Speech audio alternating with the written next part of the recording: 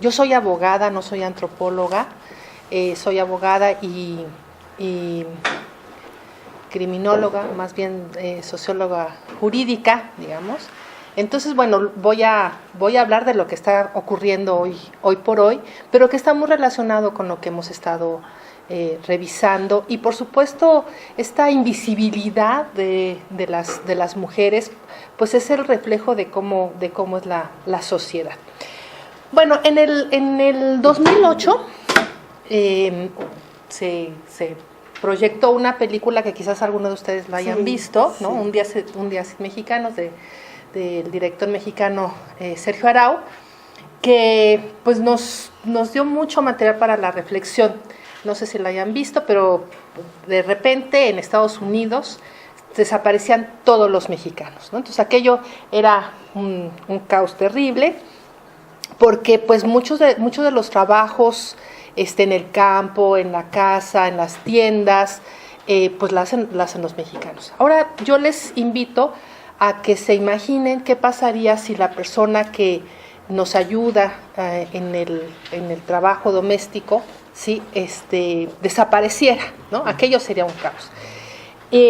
Yo escribí aquí esto, imagínense, ¿no? Entonces, el día dice: de inicio por la mañana tendríamos que levantarnos más temprano que de costumbre para atender nuestra cama, preparar nuestro desayuno y el de los miembros más pequeños y más viejos o enfermos, enfermas de nuestra familia, o bien estar dispuestos a pagar entre 25 y 50 pesos para comprar un sándwich, un tamal o una guajolota y un café o un atole, lo que además del costo representan más de 1000 calorías. Exactamente 1130, cuando lo recomendable son 500 calorías. Si tenemos hijos en edad escolar, tendríamos que ir a dejarles al colegio y pasar de nuestra oficina para recogerles, lo cual es casi seguro que ocasionaría conflictos laborales.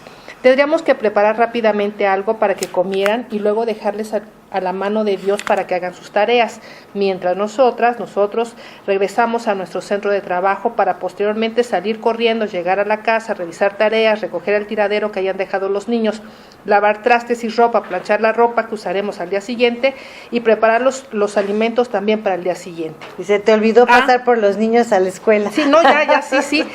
Y si somos mujeres, todavía tenemos que sonreír, ¿no? Esperar a nuestra pareja, estar de buen humor, lindas, dispuestas a lo que venga, ¿no?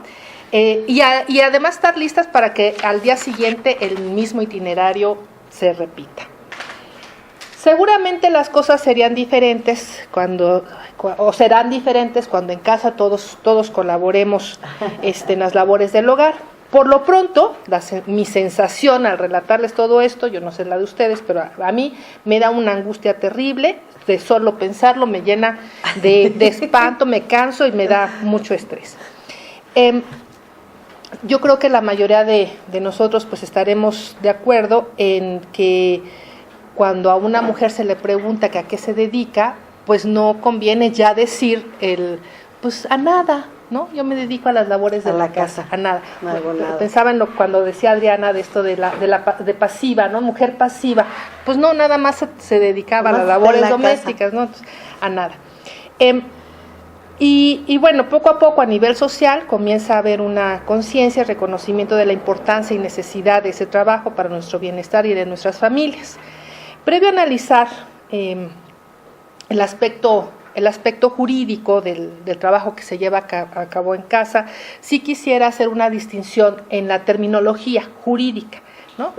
Porque se distingue entre el trabajo en el hogar, que hace referencia a las personas que reciben dinero por el trabajo hecho en el espacio doméstico, en las casas, y el denominado trabajo doméstico, que es el que hacemos diariamente en la casa, ¿no? Sin recibir ninguna remuneración, aunque es mucho más frecuente que distingamos entre trabajo doméstico remunerado y no remunerado. Yo me enfocaré específicamente en el trabajo remunerado. Resulta que desde 1974 se dio una reforma constitucional planteando que el hombre y las mujeres somos iguales ante la ley. Esta reforma se dio porque en el 75 en México se celebraría la primera reunión internacional de mujeres, organizada por Naciones Unidas, así es. Entonces, bueno, Echeverría quería quedar muy bien y por eso propició la reforma constitucional. Sin embargo, pues esta ley, que es pues el ordenamiento máximo en nuestro país, pues se queda solamente en el plano del deber ser, ¿no? Porque en el ser las cosas son muy, muy distintas, sobre todo para quienes trabajan haciendo este tipo de labores. Y yo creo que, o sea, es decir, que han sido discriminadas, ¿no? Se les ha discriminado inclusive legalmente.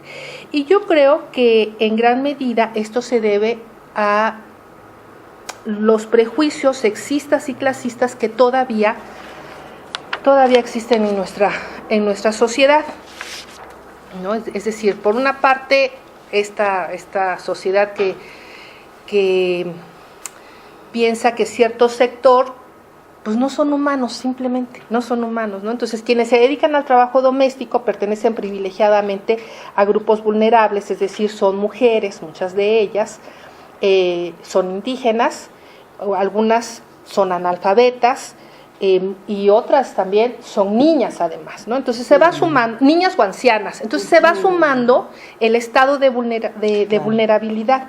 Desafortunadamente parece que las ideas de la Edad Media no han sido desterradas social ni jurídicamente. Vivimos en una sociedad que piensa que la naturaleza destina a algunos a ser reconocidos como humanos y a otros no. Por ejemplo, aquellos que nacen en condiciones que les ubican en una escala social, política y económicamente inferior. Nos negamos todavía a negarles dignidad a estas personas. No los reconocemos como personas. Leo el testimonio de una empleada doméstica. Cuando llegas a trabajar a una casa, los patrones creen que son tus dueños. No tienes hora de salida y te vas hasta que el patrón diga, cuando ya no se les ocurra nada. En 10 años nunca fui al Festival del Día de las Madres y no sabía si iba a llegar a la cena de Navidad. Mientras trabajes conmigo no hay permisos, me decía la señora. Y peor aún, a veces ni me pagaba completo. Ahí te doy para la próxima, ¿no? Es decir, es terrible la situación que viven las trabajadoras. Hemos visto recientemente ejemplos terribles como el de la Lady Chile en nogada, ¿se acuerdan? ¿No? O sea, que terrible, subió ese video espantoso porque se había robado un chile en nogada, ¿no? Denigrándola. O de esta chica también que estaba en calidad de esclava, planchaba y estaba encadenada. Entonces, terribles situaciones francamente terribles. Fíjense que a partir de la encuesta, de una encuesta de CONAPRED que se llama Percepciones sobre el trabajo doméstico, una visión desde las trabajadoras y las empleadoras, se sabe que de las más de 2 millones de trabajadoras domésticas que existen en México, al menos el 50% son víctimas de abuso, 33% sufren discriminación por ser indígenas, al 25%, por ejemplo, se les prohíbe hablar su lengua original, 25% han sufrido despido injustificado y acusaciones de robo. Ya sabemos que cuando a alguien ya se le quiere despedir sin ninguna compensación, pues simplemente se le puede inventar que robó y se le dice, pues si no quieres que te denuncien, te vas. 16% maltrato verbal a través de gritos, groserías y humillaciones y que se les haya revisado sus pertenencias. El 12% sufre de acoso sexual. El 11% ha sido tratada con desprecio por ser trabajadora del hogar. 10% ha sido despedida por estar embarazada. 9% tuvo un accidente de trabajo sin que nadie se hiciera responsable. Y en 7% de los casos fueron golpeadas, pero solo 1 de cada 10 lo denuncia ante alguna autoridad. Además, 66% no goza de vacaciones con goce de sueldo y poco menos de la mitad de las trabajadoras encuestadas no recibe aguinaldo. De cada 10 trabajadoras domésticas, solo 2 dijeron recibir un monto adicional a su salario por concepto de prima vacacional y al 75% de las trabajadoras del hogar nunca se les ha aumentado el salario. Esto en cuanto a la cuestión sexista. Otra cuestión es que reflexionaba es cómo ahora con la discusión, ¿no?, que se ha dado a nivel social y político también de la reforma constitucional enviada por Enrique Peña Nieto en materia del matrimonio entre personas homosexuales, su derecho a adoptar, ha habido una serie de protestas de parte de un sector de la población manifestándose en pro de lo que ellos denominan la familia natural, identificándola como aquella conformada por mamá, papá, hijos, hijas y el perro, ¿no? Lo cierto es que no hay un solo modelo de familia. Quiero leerles parte de lo que, a propósito de esta discusión, una amiga mía facebookera escribió, ¿no? Solamente una parte. Dice: yo he sido parte de tantas familias que se me hace curioso que haya quienes crean que hay solo un tipo, y las demás somos accidente. Nací en una familia más o menos tradicional, mamá, papá, hijas. Pero como a mis 8 años se incorporó mi abuela materna y una empleada doméstica, ¿no? Y es que lo que quiero enfatizar es que muchas veces, por supuesto, las empleadas domésticas o el empleado doméstico forma parte de nuestra familia, ¿no? Inclusive, bueno, ahora les leo el testimonio de una trabajadora doméstica, ¿no?, que sufrió justamente la discriminación por parte de otros familiares. Dice: estuve 10 años con una señora y cuando murió, aunque me tratara mal, sentí feo y la familia no respetó mi duelo.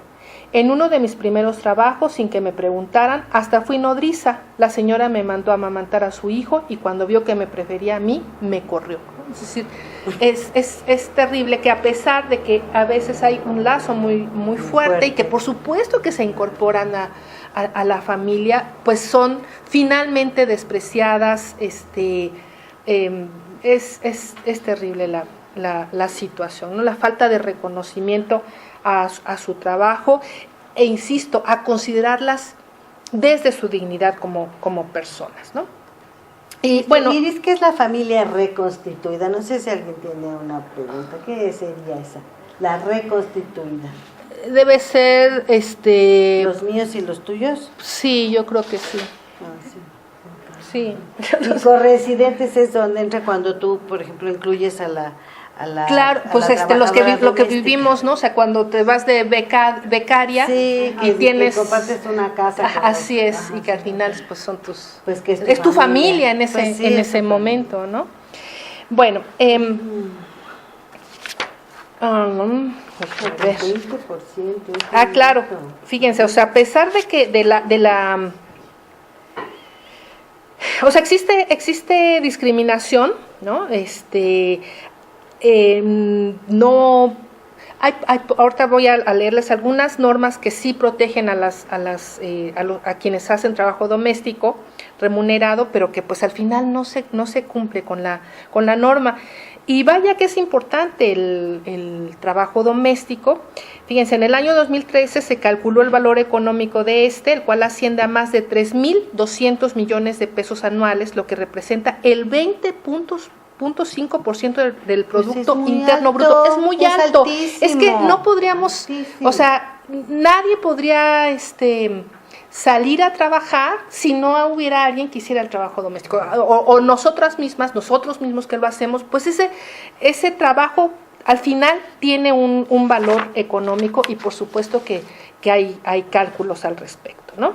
Entonces, bueno, en términos generales, con base al artículo 123 constitucional, la Ley Federal del Trabajo establece una serie de derechos a quienes trabajan, ¿no? Por ejemplo, una jornada máxima de 8 horas, un día de descanso, un salario mínimo, el pago de horas extras, si viven en donde trabajan, pues debe de dotárseles de habitaciones cómodas e higiénicas, debe de dárseles capacitación y adiestramiento a quienes trabajan, el patrón debe hacerse responsable de los accidentes del trabajo, los trabajadores tienen derecho a coaligarse, es decir, a formar sindicatos. Por supuesto, tienen derecho a la seguridad social, lo que incluye seguros de invalidez, vejez, vidas, cese voluntario, enfermedades, accidentes, servicios de guardería, etcétera. Sin embargo, bueno, y las vacaciones, ¿no? Por supuesto, vacaciones pagadas. Es decir, el artículo 123 establece o reconoce el derecho de las personas a tener un trabajo digno y socialmente útil. Sin embargo, pues en el caso de las trabajadoras domésticas, porque en su mayoría, más del 80% son mujeres, pues en realidad están al margen de todos estos derechos que acabo de enunciar. La Ley Federal de Trabajo sí reconoce algunos, ¿no? Algunos, pero muy, o sea, de una manera desigual al resto de los derechos. Entonces, algunos derechos que se les reconocen es el disfrute de un descanso mínimo diario nocturno de 9 horas consecutivas, además de un descanso mínimo diario de 3 horas entre las actividades matutinas y vespertinas. Salvo lo expresamente pactado, la retribución comprende, además del pago en efectivo, los alimentos y la habitación. Para los efectos de la Ley Federal de Trabajo, estos últimos se estimarán equivalentes al 50% del salario que se pague en efectivo. Fíjense, un dato interesante es que se han hecho cálculos últimamente y quienes hacen trabajo doméstico deberán de ganar aproximadamente mínimo 250 pesos diarios, ¿no? Y en la realidad, pues es que se les paga el salario mínimo o menos, ¿no? Entonces es terrible la situación. Y otro derecho que tienen es descanso semanal de día y medio ininterrumpido y preferiblemente sábados y domingos, ¿no? Pero eso no sabemos si se cumple o no se cumple o quién se encarga de, ¿verdad? Así es, porque no hay como esta obligación de firmar un contrato, ¿no? En el que se establezcan todos estos derechos, ¿no? Porque todavía no se reconoce el trabajo doméstico como trabajo, ese es el problema. Luego, el artículo 337 de la Ley Federal de Trabajo también hace alusión a las obligaciones especiales de los patrones, por ejemplo, guardar consideración al trabajador doméstico absteniéndose de todo maltrato, de palabra o de obra. El proporcionar al trabajador habitación cómoda e higiénica, alimentación sana y suficiente y condiciones de trabajo que aseguren la vida y la salud, y el patrón deberá cooperar para la instrucción del trabajador doméstico de conformidad con las normas que dicten las autoridades correspondientes, ¿no? La CONAPRED ha documentado que 36% de quienes emplean trabajo en el hogar no se responsabilizan, por ejemplo, de la atención médica, a pesar de que en el artículo 338 de la Ley Federal del Trabajo obliga, en los casos de enfermedad, al patrón a pagar al trabajador doméstico el salario que le corresponda hasta por un mes. Si la enfermedad no es crónica, proporcionarle asistencia médica, entre tanto se logra su curación o se hace cargo del trabajador algún servicio de asistencia. Y tercero, si la enfermedad es crónica y el trabajador ha prestado sus servicios durante 6 meses por lo menos, proporcionarle asistencia médica hasta por 3 meses o antes, si se hace cargo del trabajador algún servicio asistencial. En fin, luego otro dato que quisiera dar de la Ley Federal del Trabajo es que a mí me molesta un poco el uso de la palabra patrón, ¿no? Que es otro rasgo discriminatorio al incluir el artículo 340 como obligación especial de los trabajadores domésticos el guardar al patrón, a su familia y a las personas que concurran al hogar donde presten sus servicios, consideración y respeto, ¿no? Entonces, a mí me da un poco de temor. ¿O no? Claro, exacto, tendría que ser mutuo porque además la relación, lo que debemos darnos cuenta es que la relación, en tanto que es jerárquica, pues es desigual, ¿no? Entonces, ¿qué significa eso de consideración y respeto? Ya por último quiero comentar pues que a nivel internacional, desde el 2011, la Organización Internacional del Trabajo emitió la Convención 189, que es una convención muy, muy importante porque reconoce los derechos de las y los trabajadores domésticos. Sin embargo, México no ha ratificado esta convención, ¿no? Es terrible.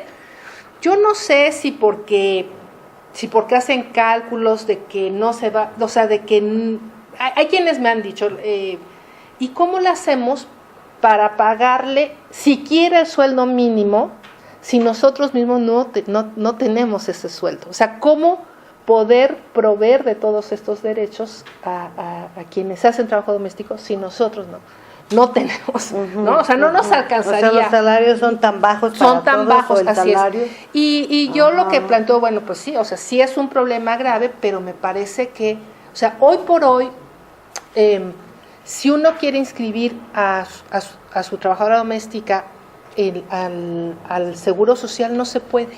¿No puedes? No. O sea, lo más que puedes hacer es inscribirla al Seguro Popular. Pero todos los demás derechos, o sea, a mí me preocupa la jubilación, una enfermedad, todo, o sea, todo esto, sí, la incapacidad, ¿no? Eso el Seguro Social no lo cubre. Entonces yo creo que lo está pensando mucho el gobierno mexicano, aunque cada año el secretario de Gobernación dice, este año sí vamos a firmar el convenio, y no lo ha hecho, ¿no? Un dato importante, y creo que estuviste hace unos días con Marcelina Bautista, sí, ¿no?